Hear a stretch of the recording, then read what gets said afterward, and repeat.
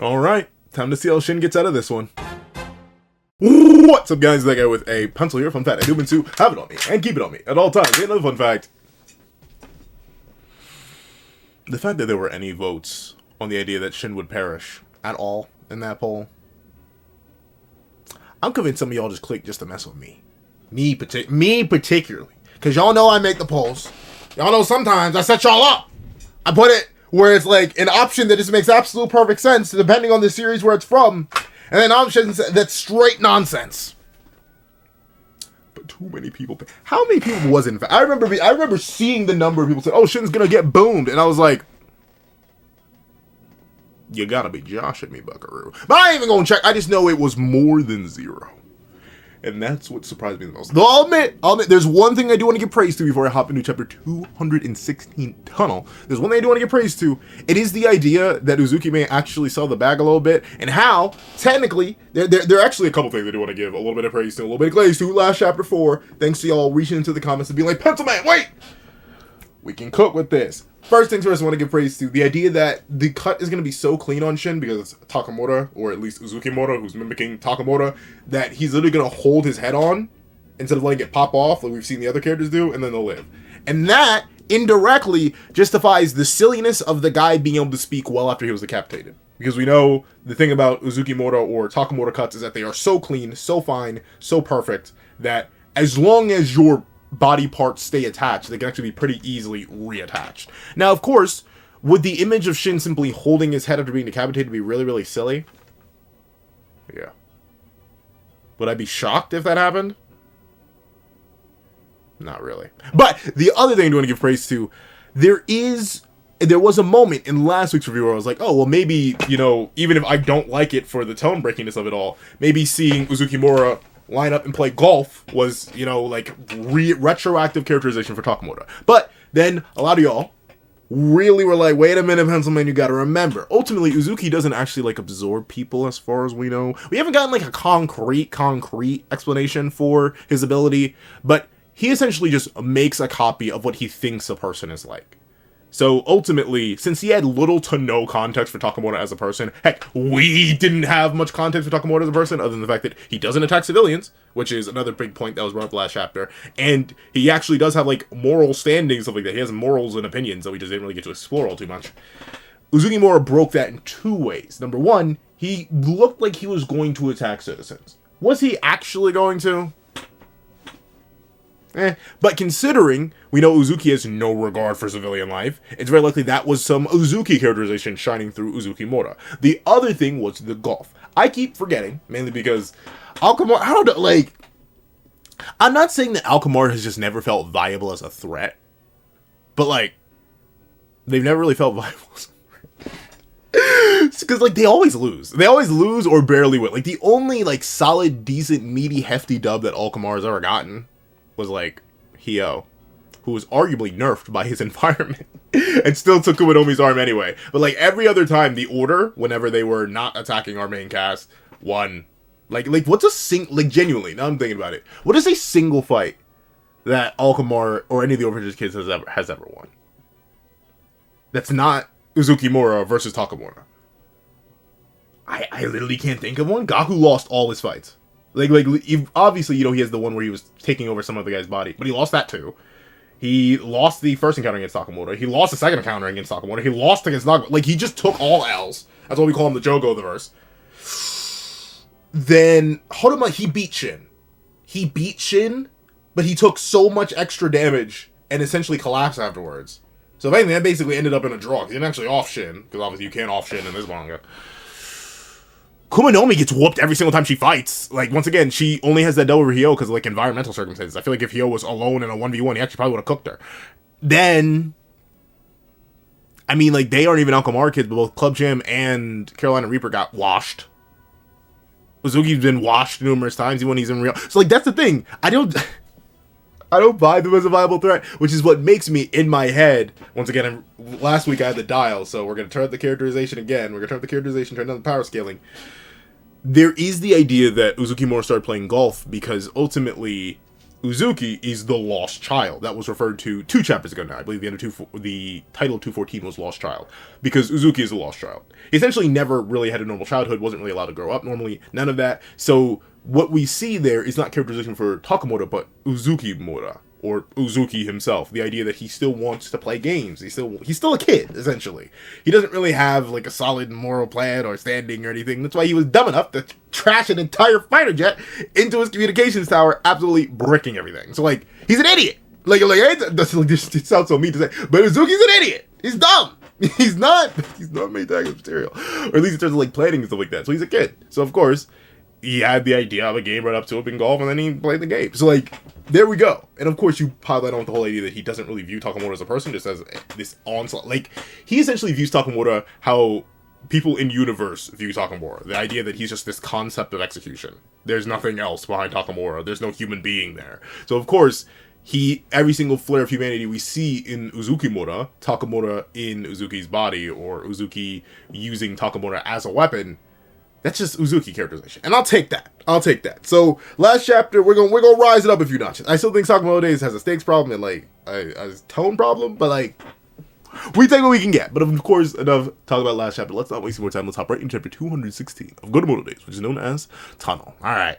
So, let's see how Shin survives this. Actually, it does look like he hit his neck. Let's see. Uzuki's eye. The thing is, though, Uzuki's eyes came back, which is very interesting. Shin. What happened? Because this does look like a complete swing. What, did he just whiff? What's up, Uzuki? What's up? Oh. How? I got a couple. Okay, I got a couple questions. Wait. Pause. Rewind. Delete the thing. I got questions. First things first. Where did you come from?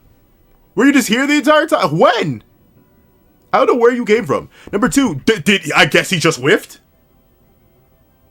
I guess. I mean, like, don't get me wrong. If Atari's gonna be, and like, notably, you know what? We take these. You know why we take these specifically and don't ask them any questions? I was genuinely kind of wondering what the point of Atari was.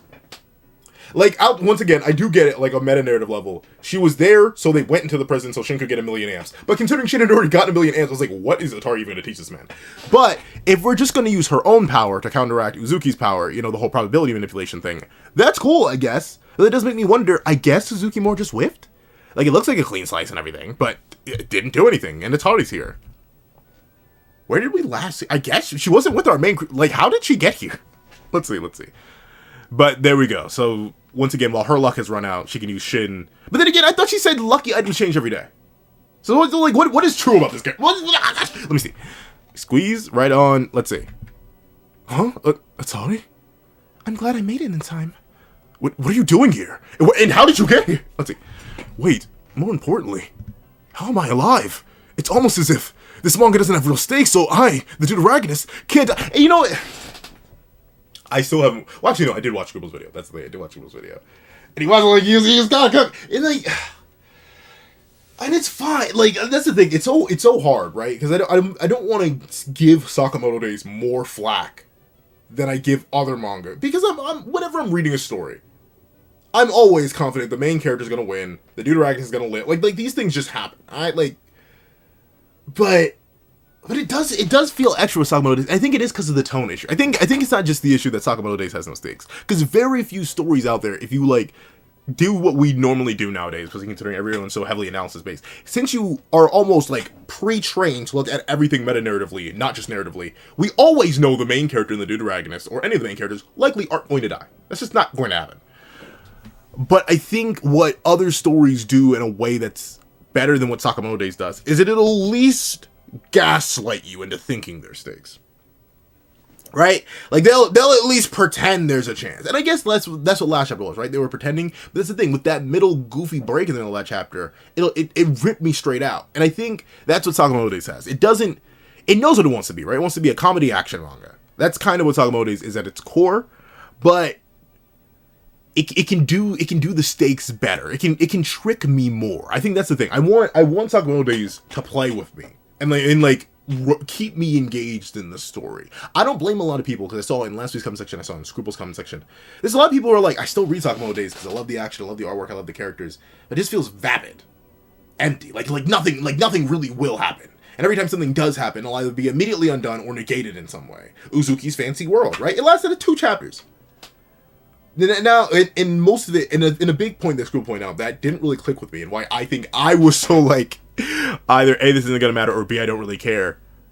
The civilian cast in Sakamoto Days isn't really a cast. Like, it doesn't, like, I don't feel for any of those people, because they're all just idiots. They're all idiots and vapid and don't really have much. And the few who do have much, nothing will actually happen to them. And by civilians, I do mean, like, Sakamoto's family, so, like, you know that's gonna happen to them. So, it is a rough spot Sakamoto Days is in. But I'm hoping, and, like, I'm not even sure if it is, I think it's a mix of both. I think it's half a me thing. I just need to be like, it's not that deep, bro. You know meta-narrative.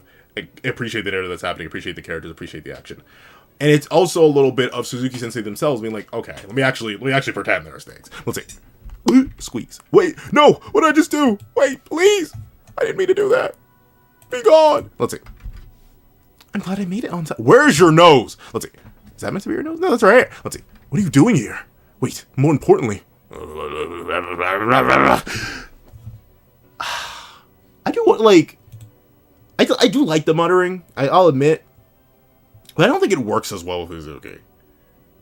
Like with Uzuki's face mount. I think the reason Takamura works so well is because it played into the whole old man thing. And I know Uzuki's just copying everything he saw Takamura do. But it doesn't, like, the aura just isn't the same. And I think also drawing him consistently with pupils also, like, takes me out of it. Let's see. He totally just slashed me then. We're actually going into quantum physics. We're actually going into quantum physics. But, like, and you know what? You're looking at a guy who did want to be an astrophysicist a long, long time ago. But then I was like, wait a minute, they don't get paid enough to live. So I didn't do it. But, and I know about quantum tunneling. And you know, with Atari's ability, I guess she could drastically increase the probability until it's basically guaranteed. So that's fine. That's fine. That's why the chapter's called Tunnel. Alright. But, like, is Suzuki more just gonna sit there and let her explain it? Let's see. He totally slashed me just then. How am I still alive? The tunnel effect. It's a phenomenon in which a particle can penetrate a barrier greater than its own energy, even though the odds are infinitesimal. In other words, the particle in your body and the particles of his sword miraculously managed to not collide. That is a thing. That is a thing. And of course it's fiction, so it's gonna be leveled up to infinity. But quantum tunneling, I don't think it's theoretical. I think it actually has been proven. I forget if it's been proven or not, or if it's still heavily theoretical. But, like, that's kind of how string theory functions. Like, well, there are levels to it, right? Like, there's obviously multiverse theory, how that ties into string theory, and how technically we could vibrate into a different universe. Like, there's a lot that goes into it. And I say the universe that typically pieces this the best is, like, DC. Because DC goes super deep into it, especially depending on which run you're reading. Like, they will go deep into the idea of multiverse theory compounded on string theory and how one can vibrate between different universes. They've been doing that. And I think they did that well before string theory was even established. Like, the first, like, multiple Flash comic was the idea of string theory being put into effect before string theory was actually, like, string theory. So I do like that. And obviously the tunnel effect is essentially just quantum tunneling. The idea that something can just pass through something else just because particles technically can't touch, right? Like, despite you being held together, you aren't actually touching anything. Like, if I were to grab your hand right now, if we were to shake hands, technically we're not touching. Because it's just like forces interacting. You never touch anything, essentially. So, thusly, the tunnel effect, quantum tunneling, is that being put to the extreme. So, the hypothetical idea that if we were to dap each other up, our hands could pass through each other because the millions of particles, if not, it's way more than millions, like trillions of particles. Really, I think it's even more than that. Like, you are made of a bunch of atoms and subatomic particles. But all of our particles, there's like a 1 in whatever quintillion chance that we could try to dap each other up and our hands would just face through each other. And the reason I'm okay with it being used here is because we know Atari manipulates probability. So she probably just increased quantum tunneling's effect to like 1,000,000%. So Uzukimura didn't whiff. He just whiffed. AKA, it went through him. So, like, Atari, don't let go of him. Because Uzukimura should still be attacking here, not allowing you to give this explanation, but pacing. Let's see. In other words, the particles of... I can read! The particles in your body... I'm sorry. The particles in your body and the particles of his sword managed to miraculously not collide. An object passing through another object? For real? Yeah. Let's see. No matter how minuscule the chances, if something is technically possible, that's where luck comes into play.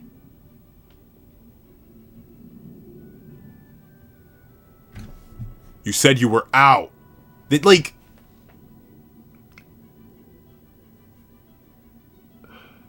See, that's the thing, Suzuki-sensei. Now, once again, correct me if I'm wrong. I've been wrong before. That's okay. But see, it's funny. It's funny. I like this. I do like. I'll admit, I like this. Once again, I'm leaning more towards the idea that I gotta stop thinking of Uzukimura as just Takamura 2, and more like Uzukimura as in Uzuki with Takamura tendencies and Takamura's weapon. This is hilarious. Him literally looking at the sword and being like, what? Like that being the reason why he's not attacking them, allowing them to have this entire conversation, because he's genuinely confused on how that works. Yeah, I get it. I get that. Like, I can't imagine, like, it's one thing if someone dodges you, right? But it's one thing if you swing on somebody and your hand just passed them. I'd be like, wait, what? Like I'd tweak too. So I get that. I get that. Let's see. But you said you only had a tiny bit of luck left. No, she said she was out of luck.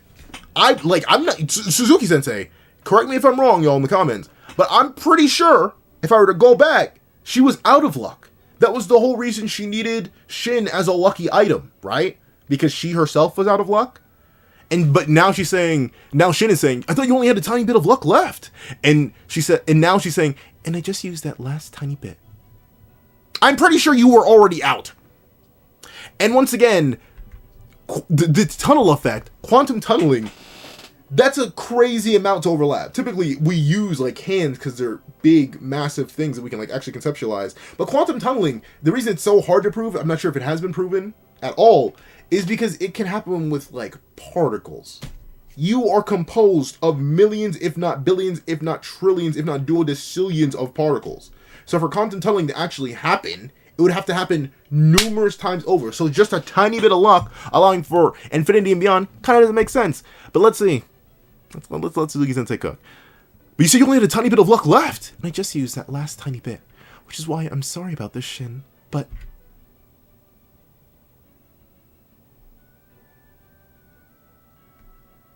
So how did she get here? What? Okay, I mean, my glorious, legendary, juicy, scrumbly, up just King Gozo. I see you back there. You cannot wait. Hold on. I need to move this. Ah, not you, not you, not you. That's me. I need to move you. Wait, no, I can't move you too much. I still need to. All right, so Gozu, you're gonna be cut off. But I see you back there, Gozu. I see you, my boy. Why you got aura? In fact, he's in like the best place to fight right now. A whole bunch of electricity. But so now I genuinely. So how did she get here though? Like, Suzuki-sensei, last time we saw her, she was, like, knocked out. How did she get here? Where is everybody else? What is that?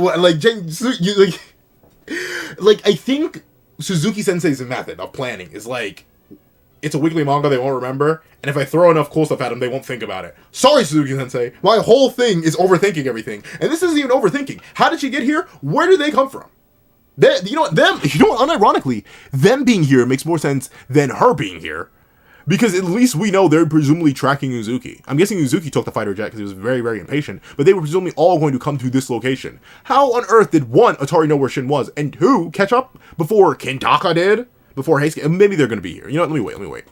Now we're left with some major bad luck. Oki, I'm sorry, bruh. Screwball, open my eyes. You're kind of fraudulent right now. The only non-fraudulent people in this photo, in this area right here. Who is this in the back? Who in the back? Oh, wait, no, this is Samabana's weapon. His guitar. But Gozu and Tora, even then Gozu a little bit fraudulent too. I ain't gonna lie. He got one tap by a Fatigue Saragi. But the only non-fraudulent character in this entire image is my juicy legendary Scrum Jumps as King Torres. Please, Torres, don't be fraudulent. Let's see. Now Shin's gonna get out of this. He's probably gonna be like, once again, I keep saying he's gonna be saved. If Shin somehow gets through this stuff, especially with it already being established that Shin apparently is no longer her lucky item since lucky items change day by day. Huh? Even though that's been contradicted too. Let's see. Now we're left with some major bad luck. Splish. Shin's like, oh, I'm about to get back shots, aren't I? I'm not into this. Oki, I'm sorry. Oki, I can't buy the ore farming anymore, dog. You've not won anything just yet. Torres, I can buy the ore farming. I believe he still whooped Sakamoto numerous times over. Let's see. My glorious legendary juicy scrumbly up just King Gozo. I love him. I love the design. I love the abilities. His swagger. I like that he has freckles too. Kuminomi, you're really washed. And how effective are you going to be here? What metal is... I mean, I guess there is metal. There is metal. But, like, you're going to drown everybody, I guess? And Tanabata, he's kind of weird. He doesn't, like, have any anti-feats. It's just that like, all he did was strum boiled, dog. Like, that's it. Let's see. But, like, once again, where did you come from? Where did you appear from, Atari? Please tell me Kindaka and everyone else is here. Huh? Huh? What's this? How come we're all at the aquarium? What kind of bizarre coincidence? So wait, they were all here. I get. Okay, so it really was like the universe being like, alright, we'll give you like 1 trillion instances of quantum tunneling. You gotta get jumped by the entire order now. And Taurus, what are you doing here? What kind of bizarre coincidence? I have a policy of using my free time to recharge my batteries. Aquariums are scientifically proven to relieve stress. I come here often. Are they? I mean, I guess. I mean, it's nice to see fish. I guess. I don't know. I wouldn't have thought that. I don't know why. Like, I'm not like. Don't get me wrong. I used to be scared of the ocean when I was younger, but I did actually like aquariums. So I have no idea, but I guess they are relaxing. Any exhibit is relaxing. I like learning. Let's see. I just happened to see on social media that a seal pup named Splashimaru was born. That seems like a reference or something. It seems like a reference or something. Splashimaru? Why do I feel like I've heard that somewhere before? A seal pup named Splashimaru was born. Hilarious. I'm getting tingles. It's like fate or something. I just swung by to use the bathroom. So what? So yeah, okay, so this is all bad. But that's the thing. Cool. They're all gonna escape. Somehow. Let's see. I was playing sea yarn pachinko and suddenly got a hankering to smell the sea. How about you, Tanabata?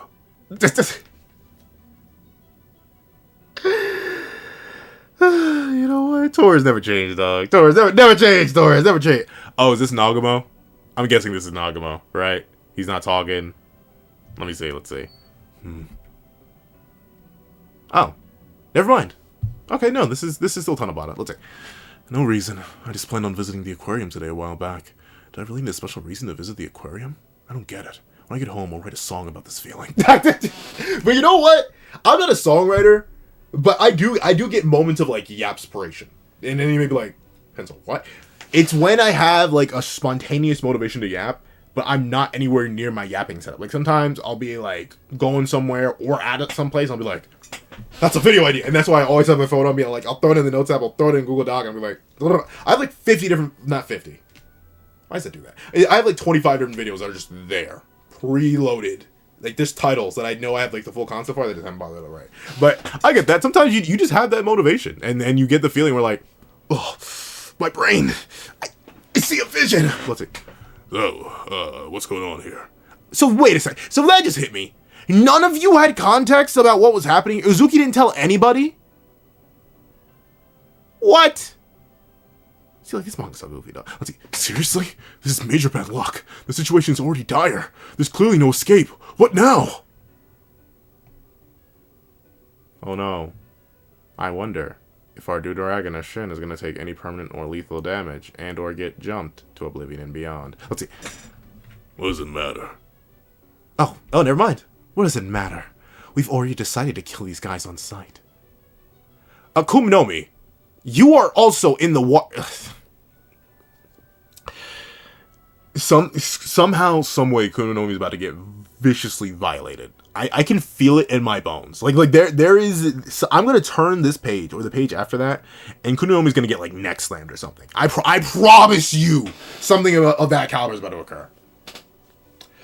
Kumino, like in a world of bums and frauds, Kuminomi may be the bummiest fraud of them all. But let's see. She tore down the metal that was holding up all these different exhibits. The whale and the whale skeleton. Grabs it. Let's see. Shin. Atari. Let's see. And see, you know what? I'll give that. The one thing I have to give Kuminomi, even if she's fodder and like doesn't do any damage to anybody, has taken nothing but L after L after L, and only got one situational dub in the entire run of the series that she's been existing in, she does have mad aura when she throws things. I ain't gonna lie. Throwing a whole blue whale statue at somebody by the cords and wires, dude, that's pretty metal. One of my favorite shots in the entire series is her specifically like reaching back and throwing a whole like truck that was just at the museum, I guess. That was really, really cool, and this is also a really, really cool visual. This may be thumbnail material right here. So people are gonna be like, what on earth? What is Pencil reviewing right now? Let's see. Okay, and it hit Atari and Shin, so I guess she genuinely is out of luck. It doesn't have a new lucky item yet. Oh, but Shin, once again, heavily... Let me stop. Power scaling doesn't matter. Just think of the story. Think of the characters, brother. Look at the characters. Let's see. Gosh darn it, Barber. Let's see. You're looking spry, kid. He shouldn't be, though. He should be mentally fatigued, physically fatigued, and dipped many times over. How is he gonna get out of this? Is he about to face tank one of Taurus' attacks, bro? You're looking spry, kid. Shin, shocked. Atari, shocked. Blast. Whole blam. Looks like they did actually get tagged. Oh. What is Sakamoto days, bro? What is Sakamoto? Can I even say that? Can I even say? I completely skipped over it. But let's go one thing at a time. I guess. So he is just the top tier, right? Like there's no debate or denying it anymore. Unless Taurus is holding back for some reason, which I highly doubt he would. He's on the clock.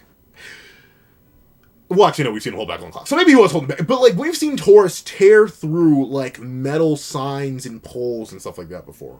The man blasted... Did he? Was that... He, like, took the whole bottom of a topside train off.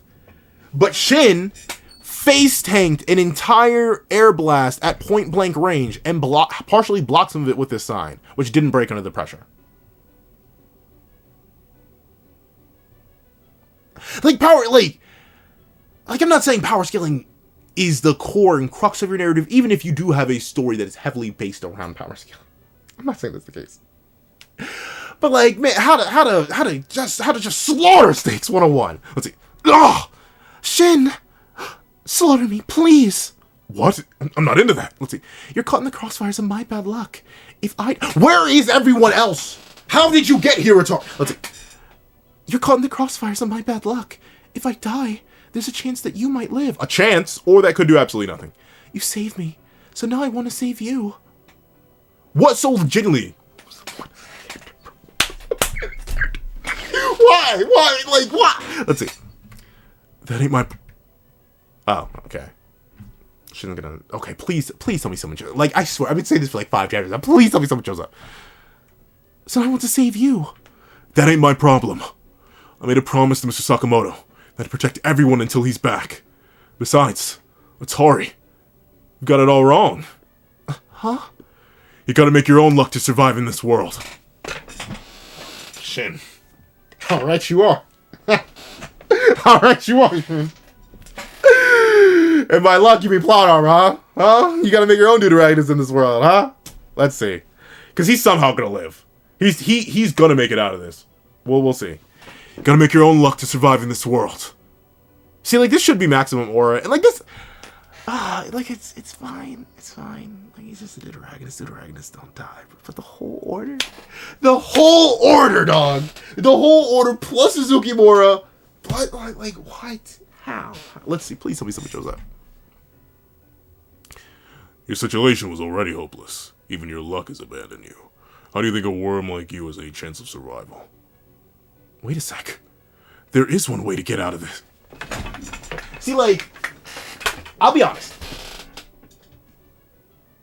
Am I gonna be honest? I said I was gonna be honest. I don't actually know if I'm gonna be, because, like, I'm about to sound so mean. This is bad writing. This is bad writing 101. I hate to say it. I've been trying to be soft. You heard me trying to cope, and you know what? Some of last chapter's copium in the comments wasn't even copium. That was just a deeper acknowledgement and reading of the writing than I was doing. And I like to pride myself as a guy who overanalyzes everything and looks too deep into stuff. So thank you to everyone in last week's comment section who was like, wait, Pencil Man, we can salvage this, and y'all salvaged it perfectly. Raised last chapter up like 2 points for me. But for this chapter, this is bad writing. This is bad writing 101. Number 1, explaining how Atari got here should be the fundamental thing, because that is the reason Shin survived.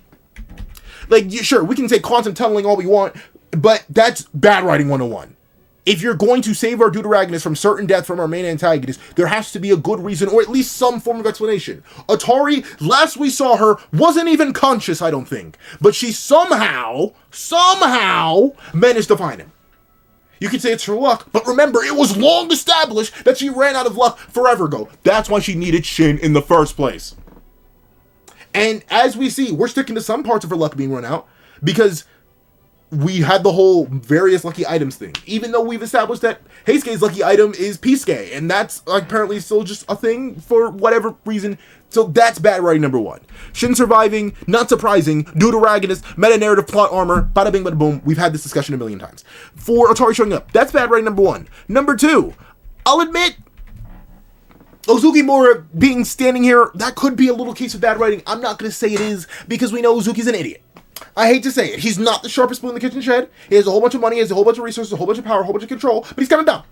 So him standing around just looking at his sword when he could easily blitz and one-shot these two, as he should do, fine, I'll give you that. The whole order showing up, a mistake. Just a mistake. Like just flat out a mistake. Shouldn't have did this. We were already stacked enough. We had Uzukimura. That was it.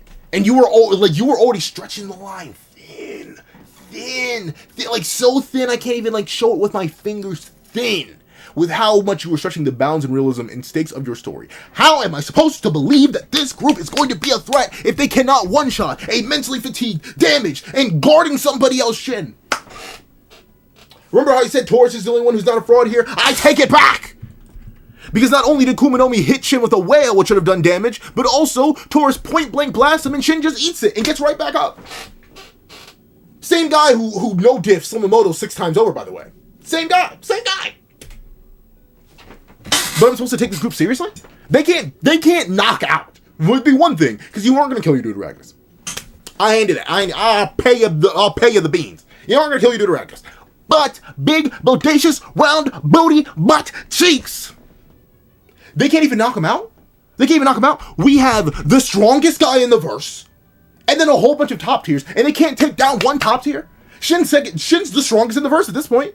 He might as well be. With that level of power, he's genuinely the strongest in the verse. Face taking attacks that no one else should be able to face tank, getting hit by whales, getting up, reacting, and being in a scenario against literally the entire main antagonist crew by himself while guarding somebody else with no probability hacks or luck or anything, and he's gonna somehow make it out of this. Somehow. Nobody came to save him at the end of the chapter. Maybe someone will come save him next chapter, but I've been saying that for the past 4 chapters. It's bad writing. Like, that's it. And once again, I do implore you, if you don't think this is bad writing, and you want to explain to me how this all makes sense within the established series, and how it keeps the narrative stakes intact, please let me know. Because this is getting absurd. You kind of already lost me once you had Shin fighting Uzuki and like, living. And then you lost me a bit more when you had Uzukimura show up and fight Shin, and Shin living. And then you really, really lost when you had Atari show up, literally out of nowhere, literally teleporting into existence, I guess, to save Shin with some quantum tunneling. You lost me there, and then you dropped the entire main antagonist group on Shin's dome piece, and now he's going to make it out of this. As he says, there is one way. I guess it's going to be like a mass stop, but he already burned that on Tanabata. But as we can see, it's clear that Suzuki-sensei does not really care about continuity until he cares about continuity. So I don't know. I still love Sakamoto Days. Don't get me wrong. I still love the characters of Sakamoto Days. Obviously, I still love Taurus. I love Gozu. I'm hyped to see him fight, though once again, he's kind of overkill, but everyone being here is kind of overkill. I just don't buy anything anymore. That's the thing. Like, and someone pointed it out. It's really been since the end of Museum arc. I'm not sure what happened, but like it did like fall off a cliff. But then again, not even like, is it the end of Museum arc or is it end of the prison arc? Like I don't know. This last 10 stretch of chapters, it kind of just felt like nothing. Nothing can happen. Except Shin just getting amps upon amps upon amps upon amps. He now has the highest reaction speed in the entire verse, with his future sight being able to react to Uzukimura. He now has some of the craziest durability in the verse, being able to face tank things like a whale being thrown at him, and then a point blank blast from Taurus with his air cannons. He now has some of the highest AP in the verse, being able to knock around and at least tag top tiers. Other fellow top tiers at this point, and of course he still has all his other broken hacks abilities. So like he's just cracked. He's just the strongest. I guess. Cool. But if you made it all the way to the end of this video, sorry. That's the thing. I didn't want to get super duper negative. I'm probably gonna make it my thoughts video to talk about the current state of Sakamoto Days because it's really rough right now. But with it being the case, once again, please, if you can convince me of anything in the comments, please do. Once again, as you could tell by the start of this video, I always read the comments. I try to respond to them, and I will catch up. I'm gonna start doing streams where I just respond to comments because I do want to get caught up on comments. But with it being the case, if you can change anything, if you think this isn't bad writing, if there's some way you can justify this, please do it. Please do it. I want to not say Sakamoto Days is bad writing. Trust me, I do. But unfortunately, Suzuki Sensei's making it real hard for your boy. But with it being the case, if you had always seen this video, please leave Immortal Deuteragonist. Immortal Deuteragonist in the comment section down below. I want to thank you so much for watching. If you want to leave a like, share, comment, and subscribe. Make sure the notifications post you don't miss out on every single come to the channel. Also, you don't have a Patreon down below, you support me for as low as $1 a month. Things like exclusive videos, early content, and more. Also now become a member of the channel for as low as $3 a month to get the same perks and more. Some books include the live reactions, this exam to review, I have variations of all my videos, and if you become a $12 Patreon or $12 member, you can order whatever video you want. Also a link to my Ko-Fi description down below, and drop 5 minutes for a short video, 20 minutes for a long video, or any beans at all. Any support is always greatly appreciated. Now I'd like to thank you so much for watching once again, and I hope you guys have a wonderful day. This is That Guy with the Pencil, writing off.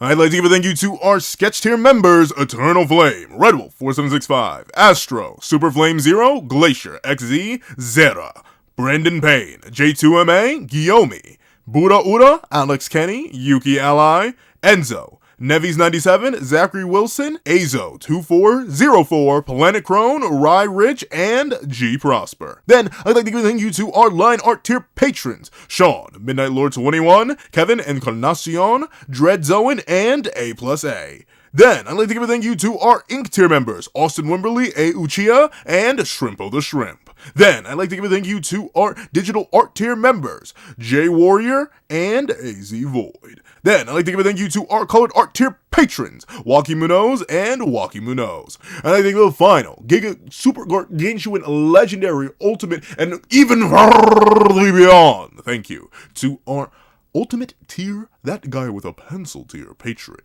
Calvin Elder.